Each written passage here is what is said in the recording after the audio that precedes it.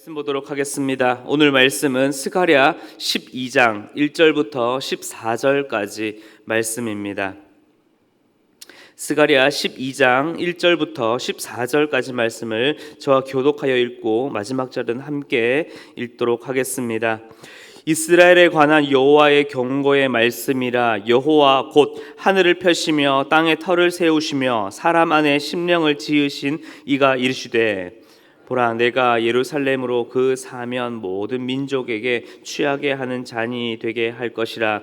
예루살렘이 애워싸일 때에 유다에게까지 이르리라. 그날에는 내가 예루살렘을 모든 민족에게 무거운 돌이 되게 하리니 그것을 드는 모든 자는 크게 상할 것이라. 천하 만국이 그것을 치려고 모이리라. 여호와의 말하노라. 그날에 내가 모든 말을 쳐서 놀라게 하며 그 탄자를 쳐서 미치게 하되, 유다 족속은 내가 돌보고 모든 민족의 말을 쳐서 눈이 멀게 하리니, 유다의 우두머리들이 마음속에 이르기를 예루살렘 주민이 그들의 하나님 만군의 여호와로 말미암아 힘을 얻었다 할지라.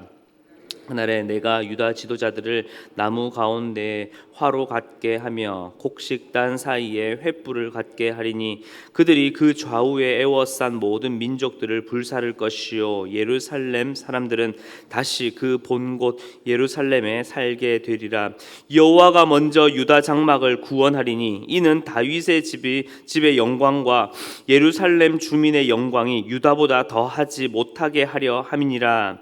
그날에 여호와가 예루살렘 주민을 보호하리니 그 중에 약한 자가 그날에는 다윗 같겠고 다윗의 족속은 하나님 같고 무리 앞에 있는 여호와의 사자 같을 것이라. 예루살렘을 치러 오는 이방 나라들을 그날에 내가 멸하기를 힘쓰리라. 내가 다윗의 집과 예루살렘 주민에게 은총과 간구하는 심령을 부어주리니 그들이 그 찌른 바 그를 바라보고 그를 위하여 애통하기를 독자를 위하여 애통하듯 하며 그를 위하여 통곡하기를 장자를 위하여 통곡하듯 하리로다.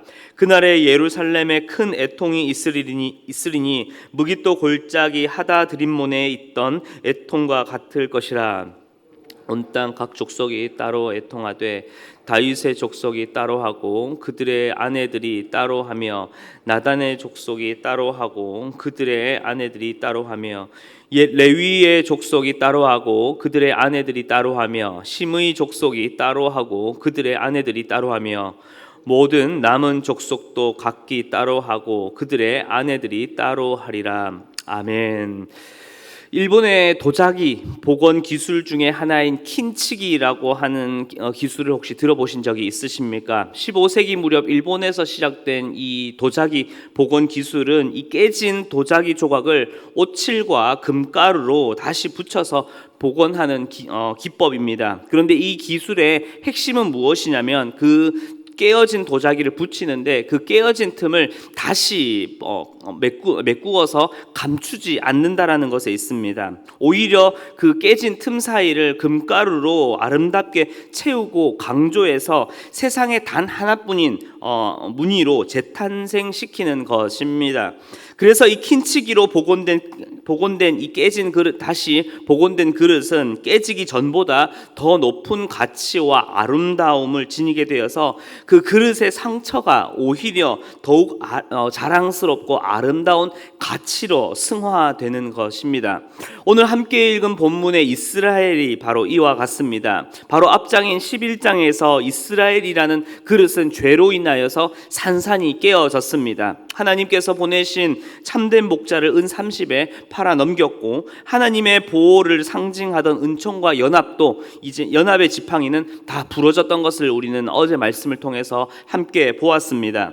그렇게 그들을 향한 구원은 모든 것이 다 끝난 것처럼 보였을 것입니다. 하지만 오늘 12장에서 하나님께서는 그들의 죄로 깨어진 이 상처 조각을 그 틈을 바로 하나님께서 하나씩 하나씩 메우셔서 하나님께서 쓰시는 가장 귀하고 아름다운 그릇으로 재창조하실 것을 바로 오늘 말씀을 통해서 약속하고 계십니다. 그것도 하나님께서 가장 사랑하시는 분을 통하여서 그 틈을 메꾸시고 영광스러운 구원의 작품으로 직접 만들어 가시는 것을 볼 수 있습니다.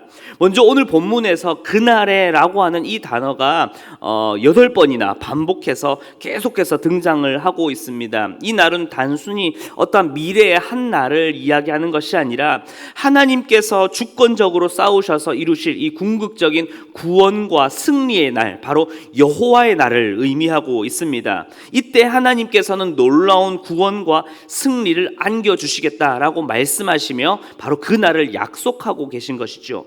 그래서 그 날이 되면 몇 가지 쭉 설명을 이어져 있는데요.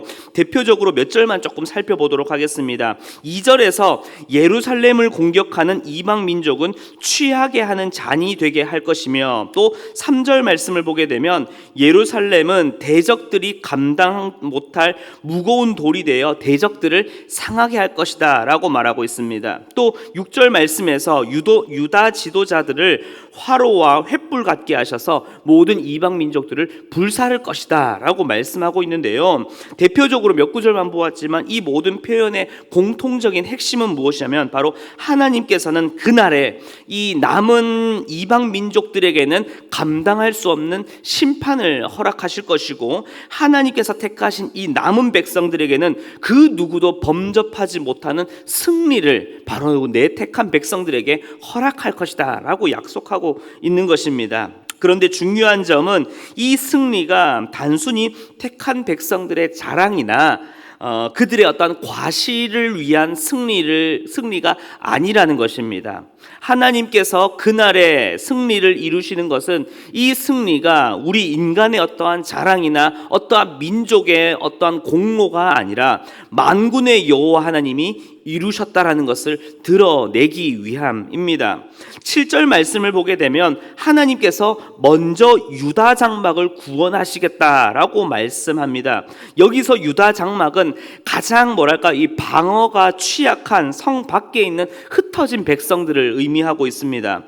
그리고 나서 그 다음 보게 되면은 다윗의 집의 영광과 예루살렘 주민의 영광이 이 유다보다 더하지 못하게 하겠다라고 말씀하시는데요. 이것을 조금 쉽게 말을 하자면은 그들, 즉 백성들, 택한 민족들이 얻은 그 승리와 구원이 하나님께서 이루신 그 구원보다 뛰어날 수 없다라는 것입니다.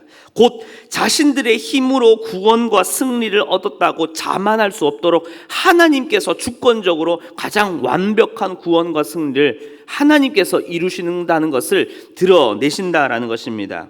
다시 말해서 유다와 예루살렘의 승리는 오직 만군의 여호와로 말미암아 그분의 주권으로 얻은 승리임을 그들이 이제는 알고 고백하게 하신다라는 것입니다.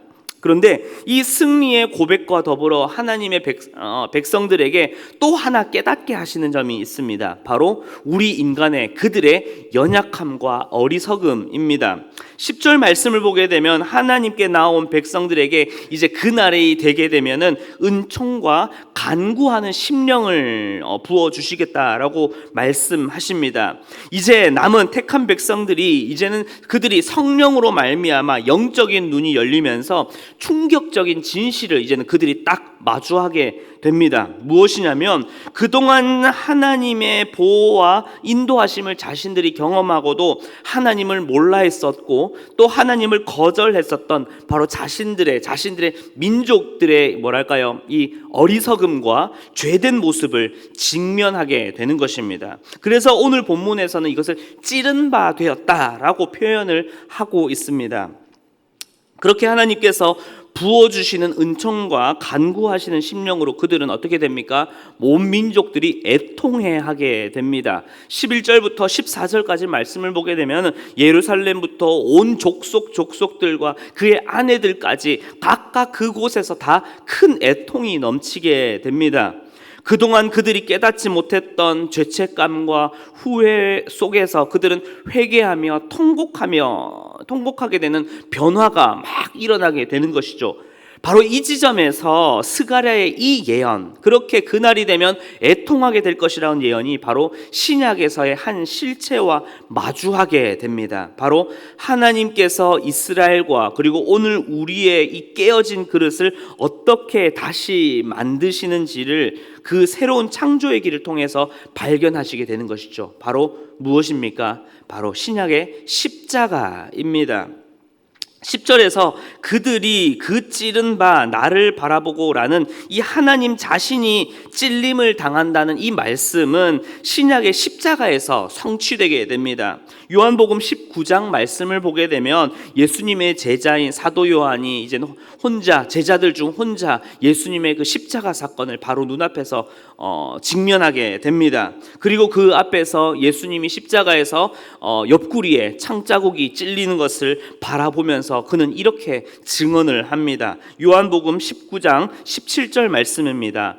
또 다른 성경에 그들이 그 찌른 자를 보리라 하였느니라.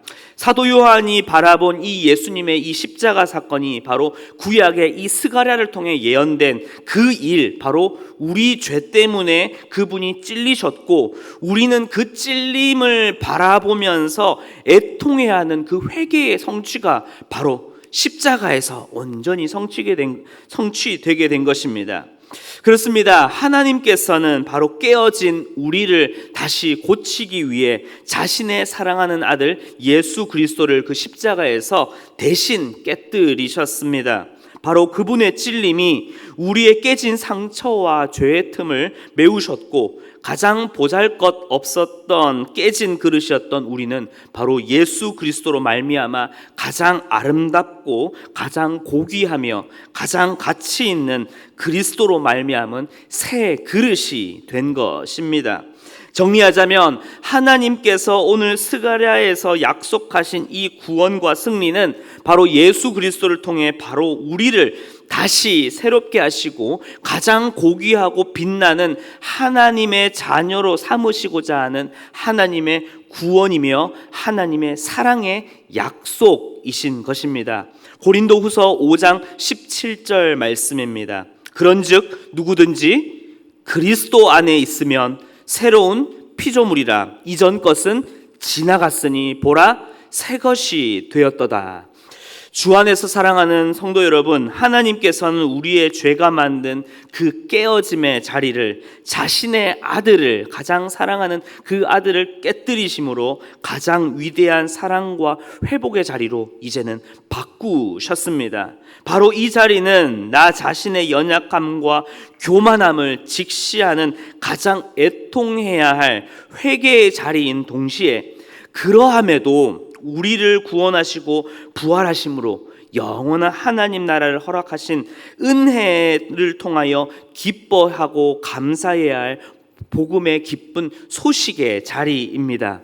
이제 예수 그리스도를 통해 성취하신 이 구원과 승리를 통해 우리에게 그 은혜의 애통함과 은혜의 감격이 함께 공존하며 함께 경험하시는 우리 모든 성도님들이 되시길 소망합니다. 말씀을 마무리하겠습니다. 사랑하는 성도 여러분, 우리는 예수 그리스도로 말미암아 가장 아름답고 고귀한 새로운 그릇, 새 것이 되었습니다. 오늘 하루 그 매 순간이, 오늘 하루 삶의 모든 자리가 바로 예수 그리스도 그 사랑으로 보여주신 그 불가항력적인 은혜를 따라 살아가시며 그 은혜 앞에 애통해 하시며 그 은혜 앞에 기뻐하시며 그 은혜 안에 잠기는 우리 모든 성도님들의 삶이 되시길 주님의 이름으로 간절히 축원합니다. 함께 기도하겠습니다.